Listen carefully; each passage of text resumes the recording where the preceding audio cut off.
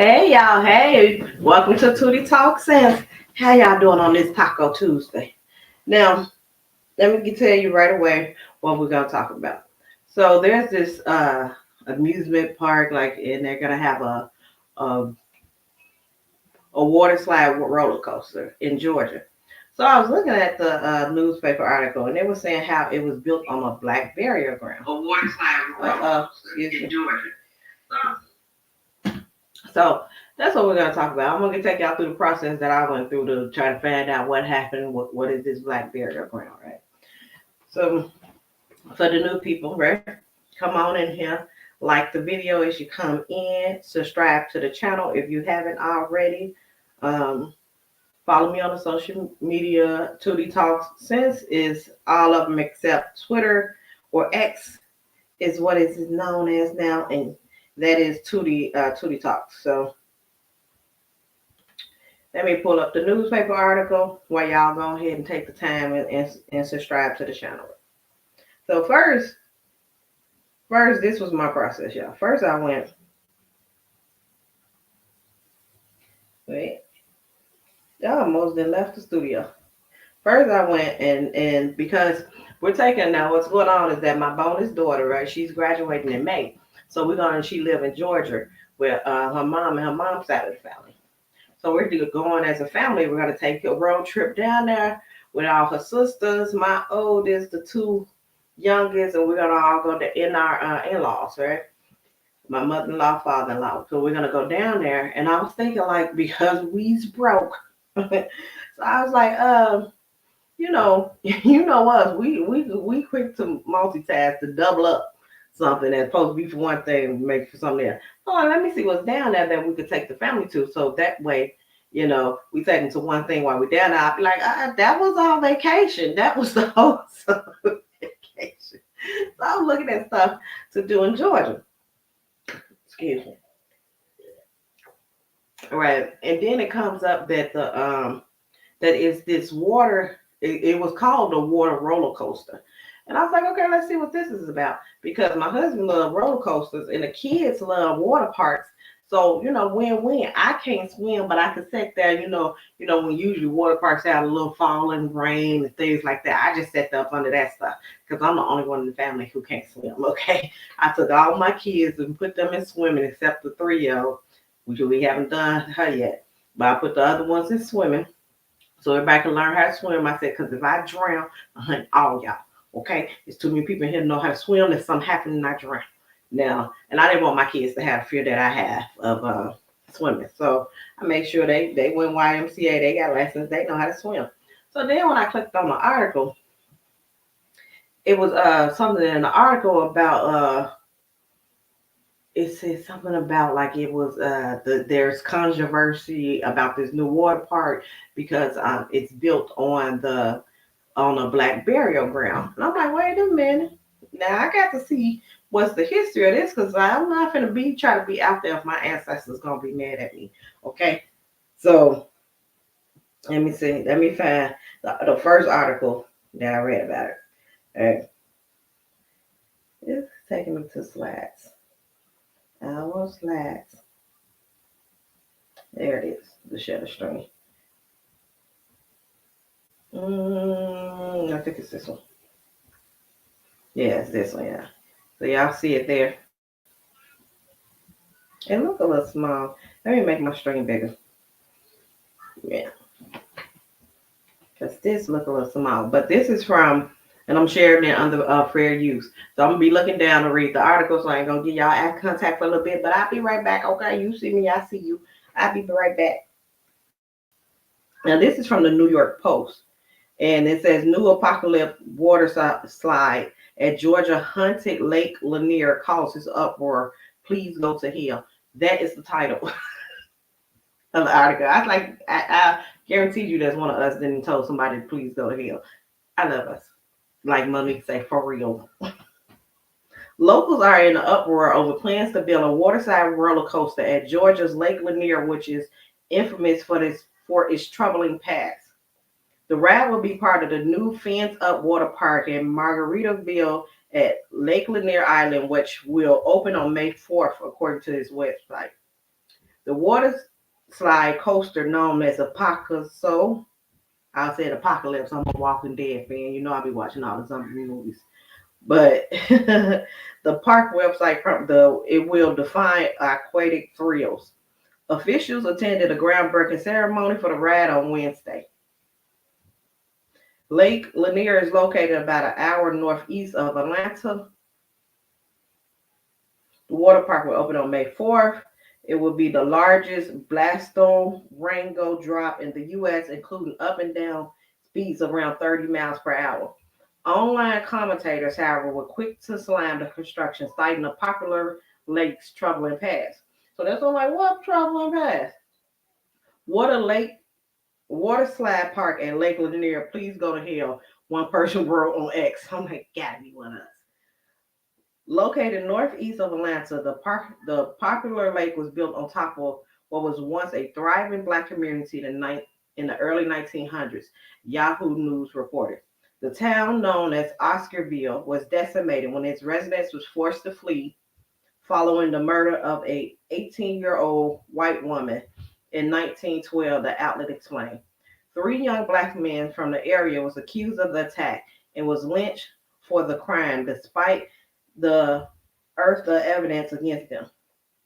The remains of the town, including buildings and cemetery, was flooded to create the lake in 1956. I don't have to believe in ghosts to believe that a place like Lake Lanier could be haunted. Muddle Huddle, a professor of Georgia College and State University, told Yahoo News of the site. The haunting is that this is a place where the dark and bloody struggles for American race relations played out in a terrible way, he explained. Social media users agree with her assessment. Lake Lanier should not be a tourist destination. It's so disrespectful to the history of the place, one person wrote on X in response to a news story about the water slide. In a perfect world, this would be a sacred ground, and we would never allow this, another reply. Most recently, Lake Lanier tragic reputation was taking the form of dozens of drowning deaths, as well as some freak execution incidents. About 216 people have died in the lake between 1994 and 2022, according to the data from Georgia Department of Natural Resources. During just 1 week in September 2023, 3 people died in the lake. Don't people die in there all the time? One ex-user worked on the water slide news, while another one called the plans a horror film waiting to happen. Yet another responder referred to Lake Lanier as the serial killer lake, while fourth posted a picture of the Grim Reaper sitting in a lifeguard, standing with the caption, "Lifeguard on duty." It's got to be us. Got to be us. TikTok influencer Patrick Cloud chimed into the discussion on his account. It doesn't have some haunted history because it used to be a thriving Black neighborhood. They said, what if we flooded it and make it a lake instead? What they did, and now hundreds of people have died in there, and now they're like, you know what would be dope? A water slide. If you have any plans on going here, you are probably either insane, completely dumb, or very racist, or all three.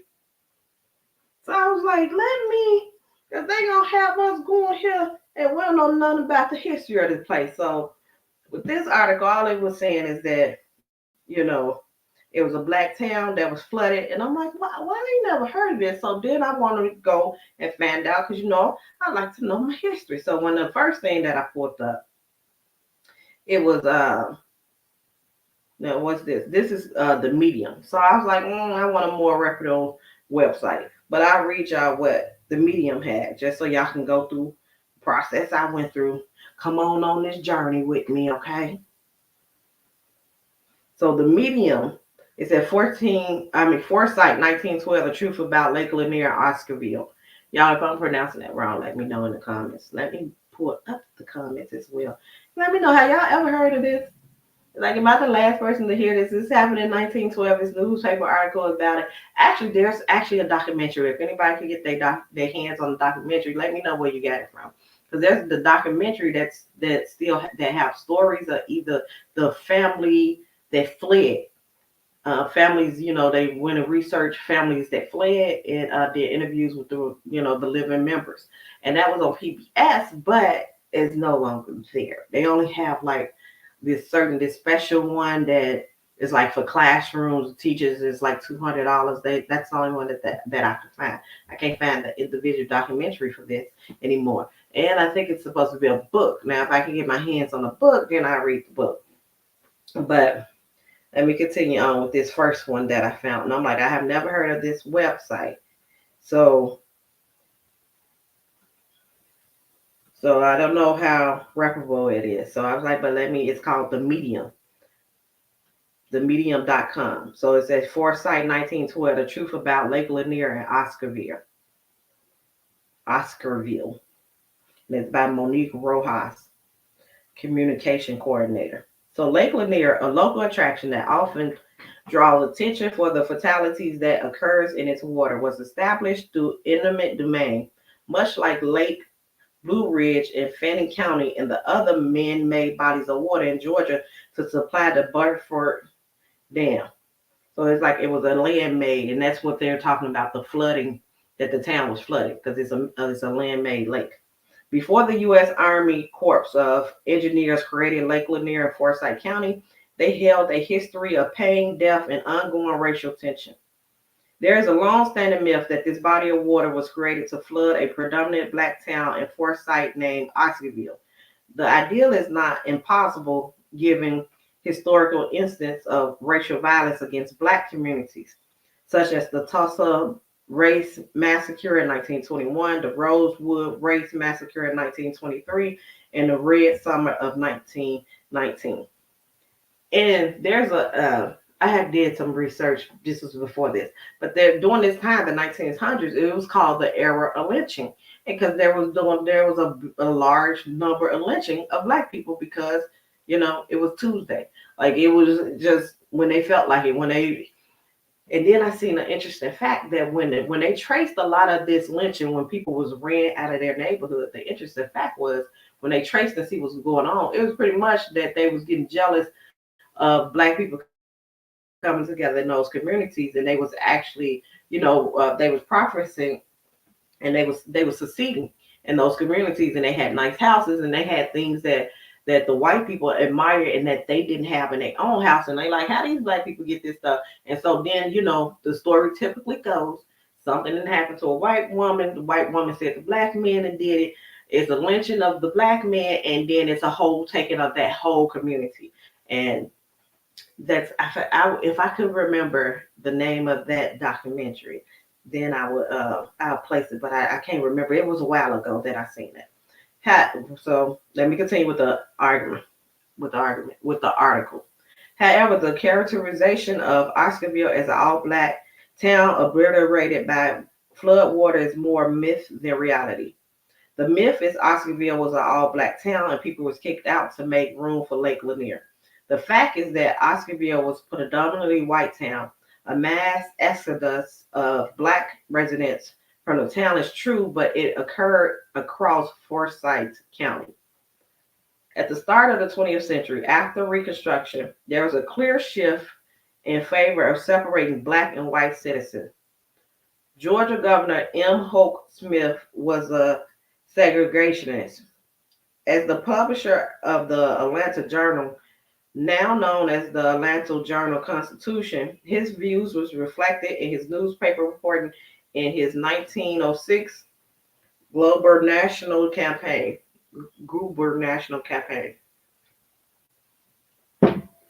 The paper unfounded stories about Black men attacking white women contributed to the escalating violence against Black people in the South. This heightened tensions erupted in the 1906 Atlanta Race Massacre, leading to the death of 25 Black Atlantans and two. Y'all done seen this thing that popped up. That's in my way. If you could move, if you could get down, that would be great. That would be great. Give me a minute, y'all. This thing there. Thank you. Okay. 25 Black Atlanteans and two whites. The horrific event revealed an increasing resentment for many white people stemming from the ratification of the 14th and 15th Amendment to the Constitution, which established citizenship and voting rights for formerly enslaved individuals, respectively. I believe Netflix still got the documentary 16th Amendment on the 14th Amendment. Wait, let me see. Let's see where y'all can find it at, because that was a very interesting documentary with a lot of information. The 13th Amendment. I think, yeah, I think that was on Netflix. Yeah, it's still saying that it's on Netflix. So if y'all want to go ahead and watch that documentary, I like watching documentaries. Now, if you're new to the channel, you'll know that I have a vast array of things that I like that I discuss on this YouTube channel. I'm not a monolith. I'm a person who like very different things. I got the ratchet baddies that I do reviews on. I do reviews on some documentaries, some murder documentary, books that I'm reading right now is Jada Pickett Worthy, and I also do commentary on trending topics. So I just do what I find interesting. This I found interesting. So 1 year after the Atlanta race massacre, about the growing number of what was once known as race riots across the United States, the district attorney of Georgia, Harper Alexander, wrote in an essay, lynch law, so-called, has been in the main administrative by men. And what's is crazy, you see what year this is, 1906, I believe this one is, and we still trying to get the anti-lynching laws, but go ahead. I don't know if they finally passed it, but ain't it crazy? Ain't it fine? Anyway, men who was at least believed that they were establishing order and so discharging a public duty. The Atlantic riot was wholly wanting in responsible leadership with lawlessness, pure and simple, with no redeeming motive, and sprang from unmitigated race hatred. The social political climate revealed a volatile environment in Georgia that could easily be agitated. Several years later, Forsyth County was at the center of more unrest that would initiate the mass exodus of more than 1,000 Black residents within a few months. On September 5th, 1912, Elaine Grace, a young white woman living in Forsyth County, called the police claiming a Black man as the ex assaulted her. 4 days later, a group of locals discovered 18-year-old Oscarvillie resident May Crow savagely beaten and barely conscious in the woods just a few miles east of Cumming, Georgia. After May's death, a month following her discovery, many white citizens wanted justice served swiftly by any means. As a result, Robert Edwards, 24, Oscar Daniels, 19, Ernest Knox, 16, a group of Black Oscarvillie residents was identified as suspects in May murder. Immediately after being jailed, white Vientianes, known as night riders, gutted homes of personal belonging across Forsyth County and ignited Black-owned property. Because I'm like, if this is supposed to be about this girl, why are you robbing the homes? Why are you taking out belongings?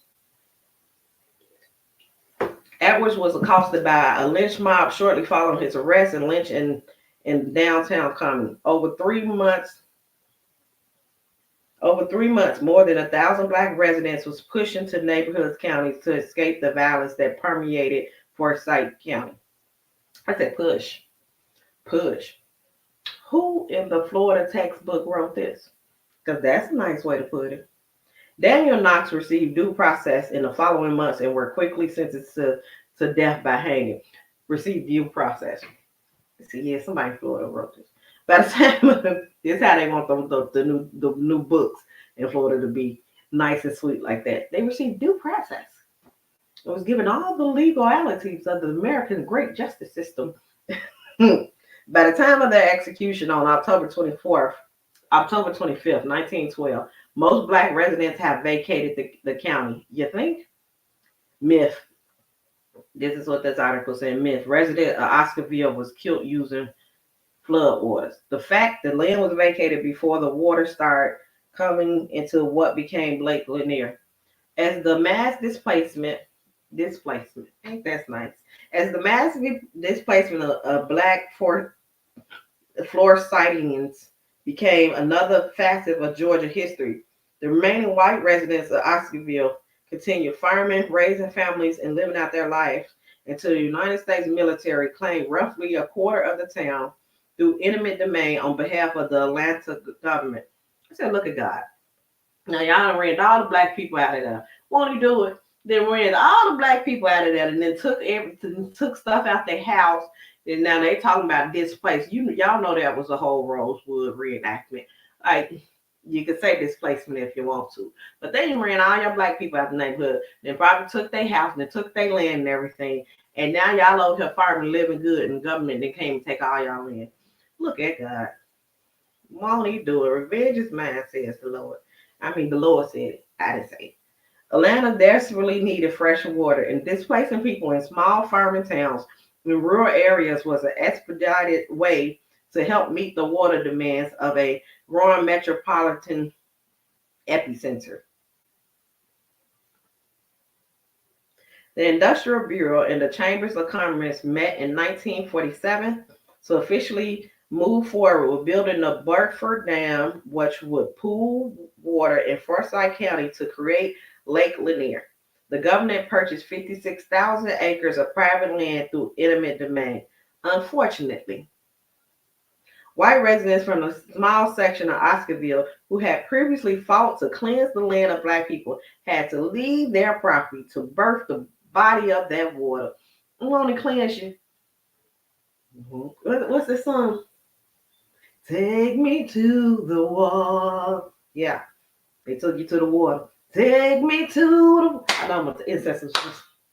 Take me to the wall. So they had to they cleansed that land of black people. So then the government came and cleansed the land of them and filled it with water. That's what had happened. So the myth: people died at Lake Lanier because the ghosts of former black residents of Oscarvillie haunts the water. This the facts. Many factors contribute to death at Lake Lanier outside of the supernatural. According to statistics from the Georgia Department of Natural Resources, there seems to be a correlation between accidents and death at Lake Lanier and boating under the influence. You might be out there on that lake getting drunk, is what they're saying. So compounded things are the structures. Compounded things are the structures that exist beneath the lake's water. When the lake was created, the city of Atlanta found it too expensive to demolish the infrastructure in the bottom of the lake. So they were like, it's too expensive to tear down these homes. So just pour the water in there. That's what the city of Atlanta said. To this day, rooftop, home foundations, cemeteries, and the Gainesville Speedway remain virtually intact beneath the lake. The structures make the lake more dangerous for recreational activity and make it difficult for emergency service to recover bodies. So, y'all, they didn't just put a whole lake on top of the city, and it makes the lake dangerous because it was never made for recreational activity. It was made to be a dam to bring in the much needed water into Georgia. But instead, they didn't put they put in a water slide and then made it as a Margaritaville and stuff out there now. So I said, so you see one article was like, oh, this article is saying that, oh, it's a myth that they flooded a black town. It wasn't a black town. It was a mostly white town. Yeah, they ran all the black people out. But let me show y'all this last one, which is it's the timeline. So I'm gonna just go through the timeline of what happened. So this one is from AtlantaHistoryCenter.com because the Medium, I really didn't know what paper that was from. So I was like, let me take it from a more reputable source. And this one is from AtlantaHistoryCenter.com. Now this is called Forsyth 1912, a timeline of the forced exile of black residents from Forsyth County. In 1912, several significant world events occurred. The Republic of China was established on January 1st, following the overthrow of the Qing dynasty in 1911. The African Congress was founded in South Africa on January 8th to oppose the apartheid system. The Titanic sank on April 15th, was resulted in the death of more than 1,500 passenger and crew members. The first American film studio was founded. Y'all don't want to know about all that. That's 1912. Let me skip it down. Theodore Roosevelt and William Howard Taft to become president of the United States. So the year 1912 was also a time of continual racial violence in the South. In the South, whites regularly used lynching to control the black population. That year, just 6 years after the Atlanta Race Massacre and 3 years before the reorganization of the KKK in Stone Mountain, Georgia, 3 black men who live in Oscarvillie, a small county in New Bridge district of Forsyth County, Georgia, was arrested and executed for brutally assaulting a local white woman, May Crow. Crow was found in the woods near her home. She was unconscious and had been sex assaulted. Forsyth County Sheriff Bill Reed arrested Robert Edwards, Ernest Knox, and Oscar Daniels and accused them of participating in an attack on a mob of a local white lynch Edwards in downtown. Now, they keep mentioning all these, but on the picture and the thumbnail for this video, y'all see there's a woman on there. And when I was reading it, it was maybe that'll be in the next article. But when I was reading it, that woman is somebody's sister. Is one of the men they arrested sister. But I see that they leave her out of most articles, but she was arrested along with them. So a mob of white locals lynched Edwards in downtown Cumming, while Knox and Daniel was convicted by an all-white jury and executed for sex assaulting and murdering Crow. Now, these articles don't say it. Maybe let me see. Is it in my other one? Because I read an article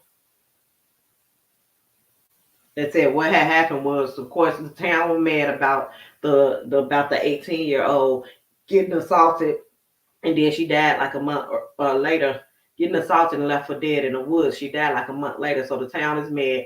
And of course, they said they found a watch near in the woods, and somebody knew that watch belonged to a black boy.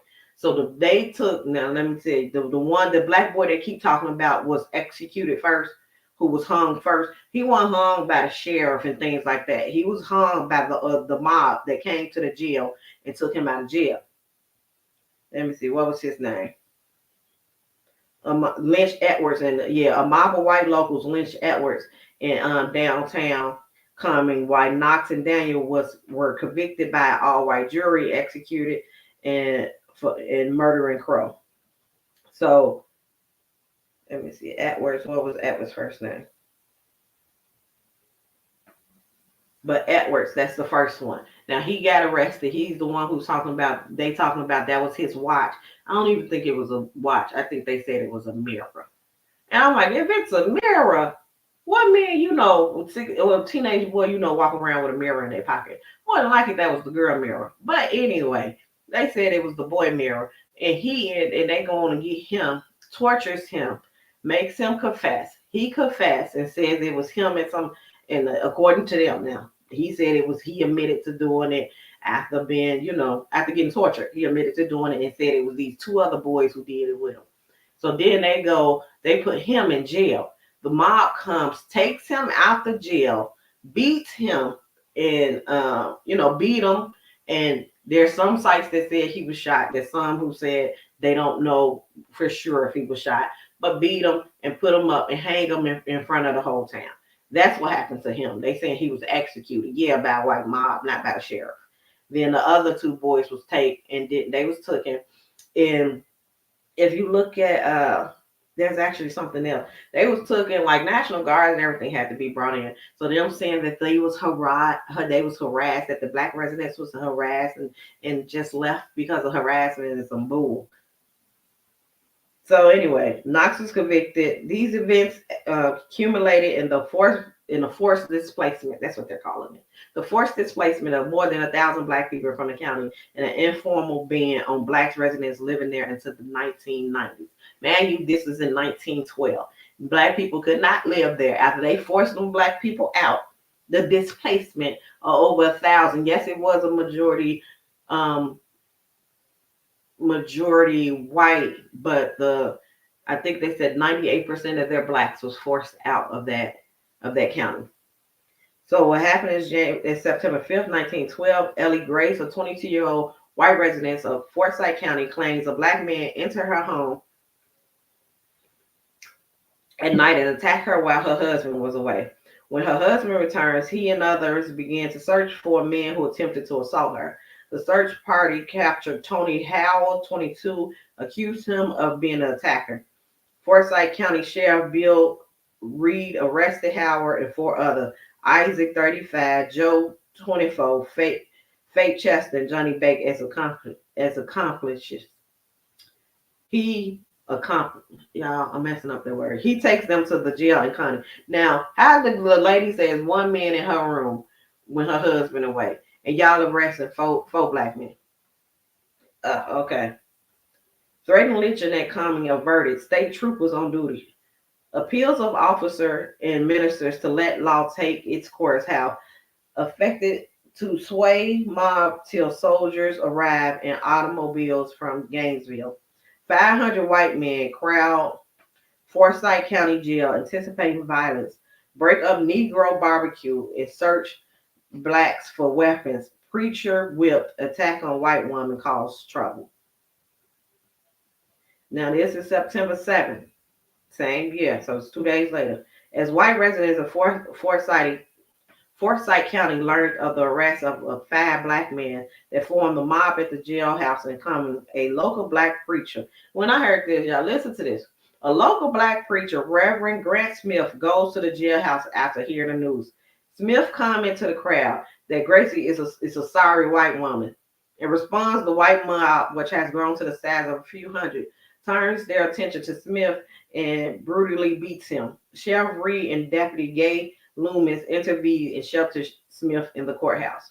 So they trying to say a preacher came over there to this big old mob of white people who's trying to get in the jail because for the to see those 5 men that they arrested, because one, apparently they said one was in this white woman home. Now they said this preacher in the South, black man, go into the white mob and like she was a sorry ass white woman anyway. Like, who believes that? I got to give me 1 minute and let me plug up my plug it up. I had to plug up my laptop because my battery is going dead. I thought it was plugged up, but apparently not.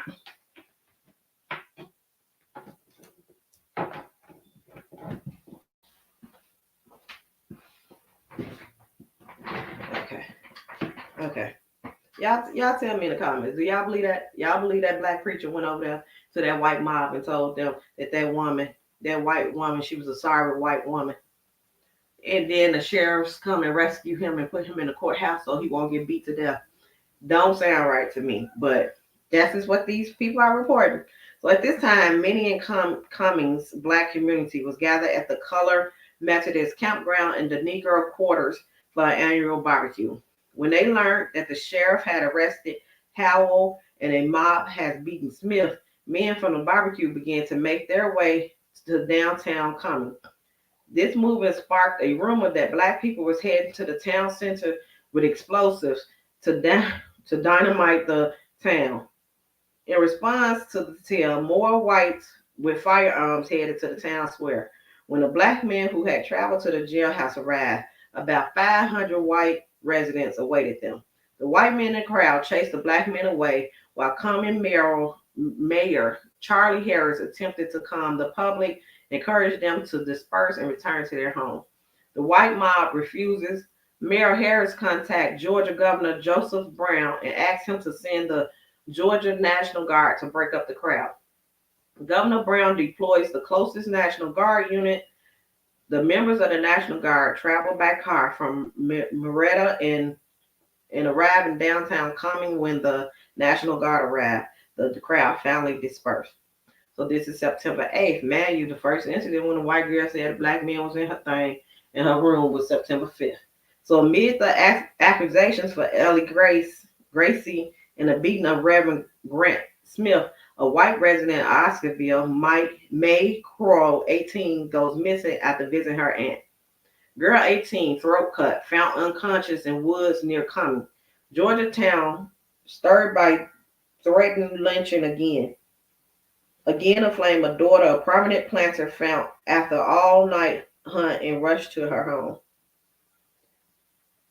Searchers stumbled on body in desolated clump of woods after Aunt gives alarm when young woman disappeared Sunday afternoon.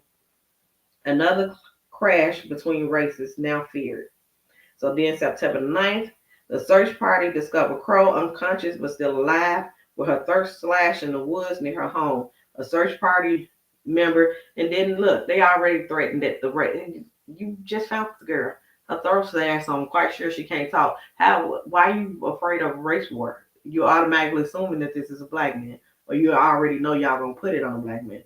So search party members also found a small pocket mirror. Yeah, see, a small pocket mirror also finds a small pocket mirror in the woods, but does not specify how close it was to the crime scene. Crow's family takes her home in her unconscious state. People gather nearby to see what is going on. Only a short distance away at Pleasant Grove Church, a group of black teenagers gather to watch. Among them is Oscarvillie resident Ernest Knox, 17. Knox had recently moved to the county to live with his extended family, the Daniels. Knox and the Daniel family are some of the only black individuals living in this area of Forsyth County. According to the 1910 census, 513 people live in New Bridge District. Only 37 of those 513 were black residents. A prominent community members approach Knox and asks.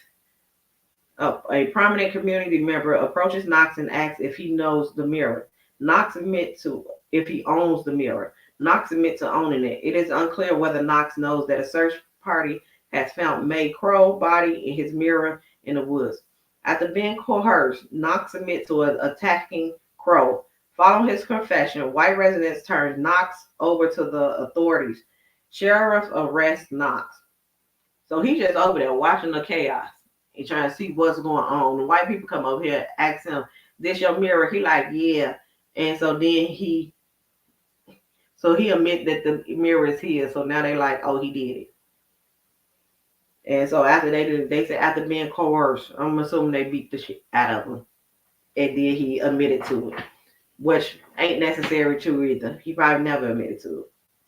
News spread quickly about Knox's arrest. To prevent another mob attack, authorities take Knox to the Fulton County Jail, commonly known as the Fulton Tower or the Tower. People spread rumors that Knox has accomplishments. Why I keep saying accomplishments?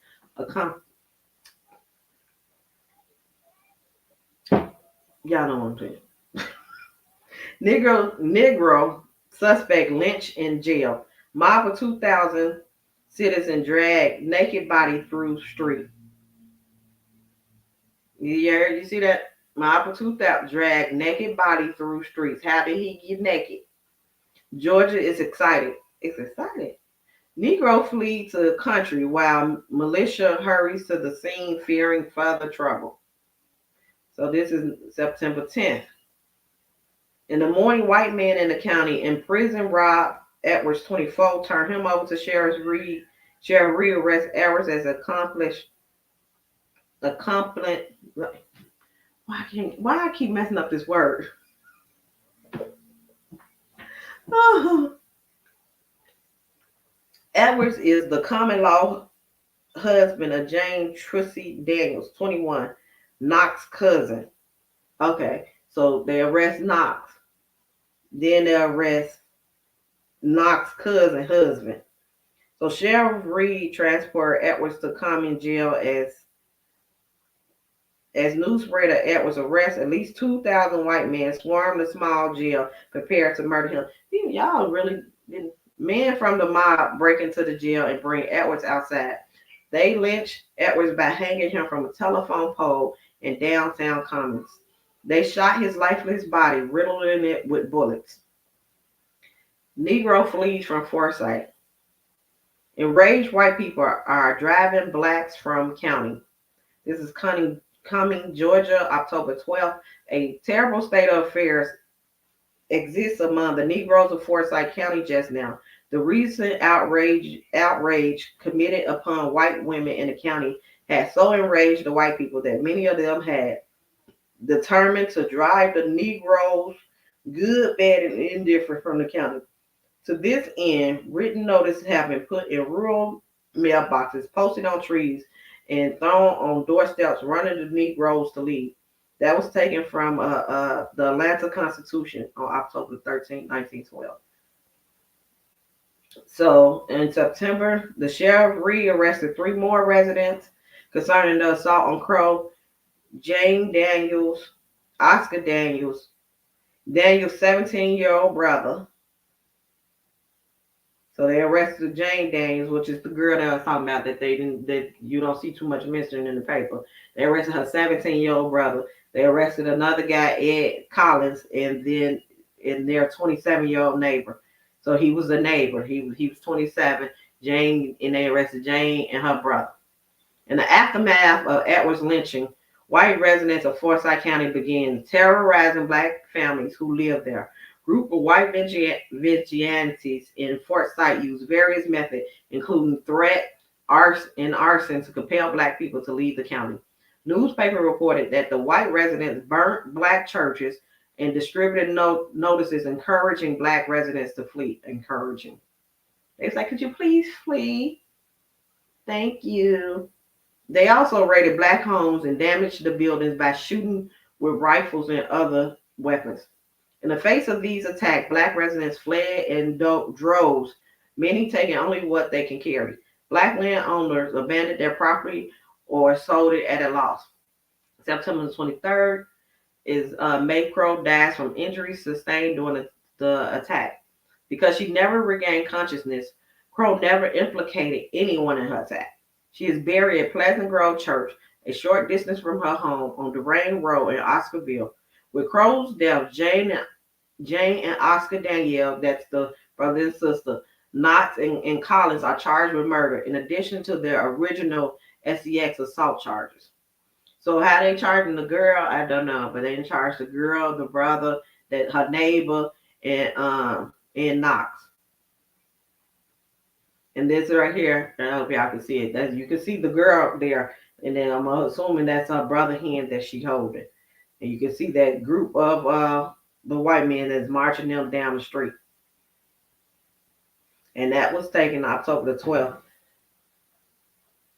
Oh, that's the National Guard at the train station. So October 2nd, that picture was taken October 2nd. So October 2nd, 1912, everyone detained for the assault and murder of May Crow leaves the Fulton Tower in Atlanta to go to Cumming for their trial on October 3rd. There's no trains to Cumming, so the prisoners ride the train to Butford, Georgia, and walk to Cumming. The Georgia National Guard escort them to quell any mob violence, and they spend the night at a camp set up by military personnel. Judge Newton Morris, a Superior Court judge of the Blue Ridge Circuit, oversees the trial. Judge Morris appoints attorneys to represent Jane and Oscar Daniels, Knox, and Collins. The lawyer objects to defending the accused. Like the lawyer, I don't want to defend those. You know what he probably called. So that's the picture. This is the picture that I'm talking about. You see Jane here. She's on the farthest to the left. So these are all the people that they arrested for May Crow. A trial. Prosecutors offered the narrative that Knox, Oscar Daniel, and Edwards attacked and assaulted May Crow while Jane Daniels held a lantern borrowed by Edwards Collins. Collins and Jane Daniels corroborated this story through their witness testimony. So they had, the girl and another one testified at court. They probably threatened to kill him. So they testified at court that this is what happened. Knox and Oscar Daniels had separate trials. Oscar Daniels maintained his innocence throughout his trial. Nevertheless, all white juries convicted Knox and Oscar Daniels of the SEX assault and murder of May Crow. Judge Morris sentenced the two men to execution by hanging. Judge Morris also planned to have a trial for Tony Howell, the attempted SEX assault on Ellie Gracie, but no witnesses showed up. The Georgia National Guard transported Knox, Oscar Daniels, and Howell back to the Fulton County. Judge Morris set the execution date of October 24th for Knox and Oscar. He also ordered that the hanging be private and only be witnessed by relatives and relevant law officers. October 24th, leading up to the hanging, Dr. Ansel Strickland offered his land as an arena for the hanging. Despite orders of Judge Morris, Sheriff Reed has gallows erected for the hanging and Dr. Strickland large open field. While Sheriff Reed oversees building a 15-foot high privacy fence, a mob goes to the site at night, tears down and burns the fence in a bonfire. The mob does this without interference from Dr. Strickland or Sheriff Reed. Say barricade burned. Thousands of men, women, children see Negro hound. Surgeons guard gallop. Sheriff Springs trap. And this is a newspaper article right here where you see everybody. And this was October 25th, 1912. So sheriff claimed that the fence could not be rebuilt in time for the private execution. Thousands pour in for the open field to gawk at Ernest Knox and Oscar Daniels and watch their execution. By the end of 1912, white Forsyth County residents had forced most of the blacks who lived in the county to leave. They migrated to nearby counties seeking safety. So yeah. That is that story, y'all. I'm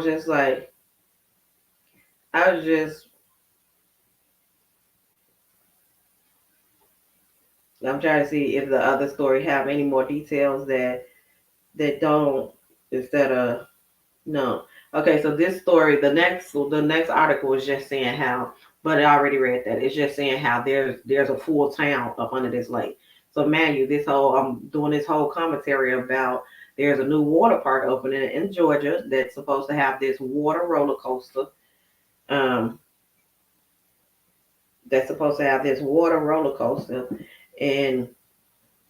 then they said this is disastrous history. When I look into the history, there was this pretty much a second Black Wall Street. But the thing is, they're saying, and what happened is that first a white woman said she woke up and a black man was in her room. Then a 18-year-old white woman was found in the woods with her throat slashed and looked like she had been SEE assaulted. They automatically, it was a black boy who was looking on, seeing what happened. They went straight to him and said he did it.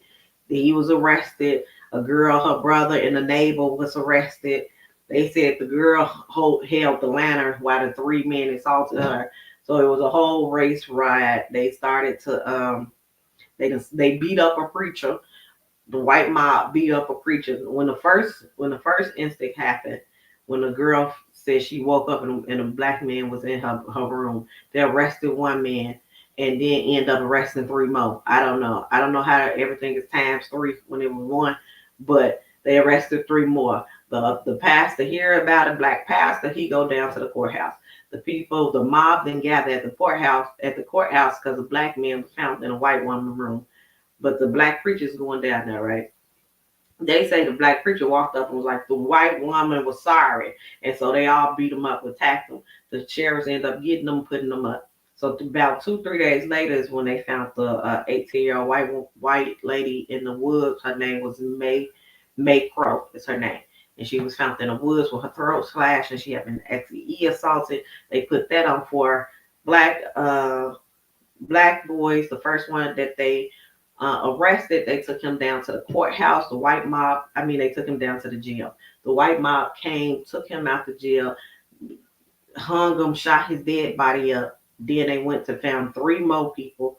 They had to call the National Guards in to march these people to another county so they can go to court. Of course, the court was all white juror that found them guilty pretty quickly and had them executed. Now, this is Oscarvillie. So then they go and take all the black people stuff, right? They force all the black people out that county. They force them all out. They said it was roughly about 1,000 black people that they forced out from, they say, harassment, leaving notes in their mailbox. But I read some stories that they said they were shooting up the people's house. They was burning their houses, and so they forced them. A lot of them had to flee. A lot of them, if they didn't just flee, some of them tried to sell the house, but it was a very discounted price. Besides them shooting up the houses, burning the houses, they breaking their house and steal all their stuff. So the black people left now, and then I said God stepped in and say, vengeance is mine, says the Lord. So after they done took all this land, then they forced all their black residents out, the government then came and said, we need this land. Y'all gotta go. So they done took the white farmers who didn't had that land since they didn't force the black people out. Right? They got all the land. So the government came and was like, eminent domain, we taking this shit. Right? They came and debowed their land. And then they made an artificial lake because Georgia was in need of the water. They made an artificial lake. Now this is the lake that will be the site of this new roller coaster, and it opened May 4th in Georgia. If y'all want to go, I ain't going, Jesus. It's too much. Yeah, but right down in the comment, y'all gonna go? Y'all gonna stop in? I said I'm not going, right? I'm not going because I don't know how my ancestors gonna feel about it, right? Because they could say they forced 1,000 people out, but I don't know how many was killed. These no newspaper articles unreliable. Like I said, the one documentary about it, I can't find it. So I don't know how many people of my ancestors died there, and I don't know if they're gonna be happy or mad. And they may grab me down by the waist and pull me down, and I already told y'all I can't swim, so.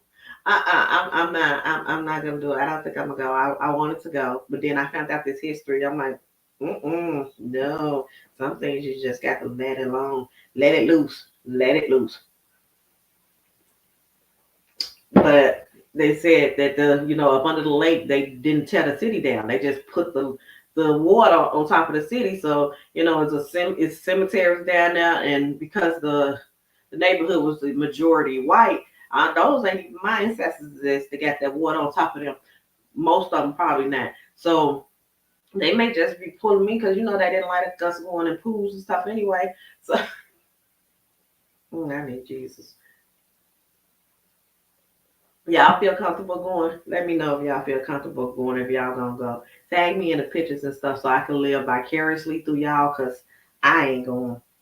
I can't do it. Yeah. But that is that. That's what I found interesting today. So I wanted to share with y'all. Let me know if y'all had even heard of this story before, because I had not.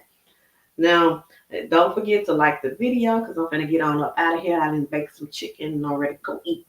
Now, like the video. If you haven't already, go ahead and subscribe to the channel. Let me get my little band up. Go ahead and subscribe to the channel.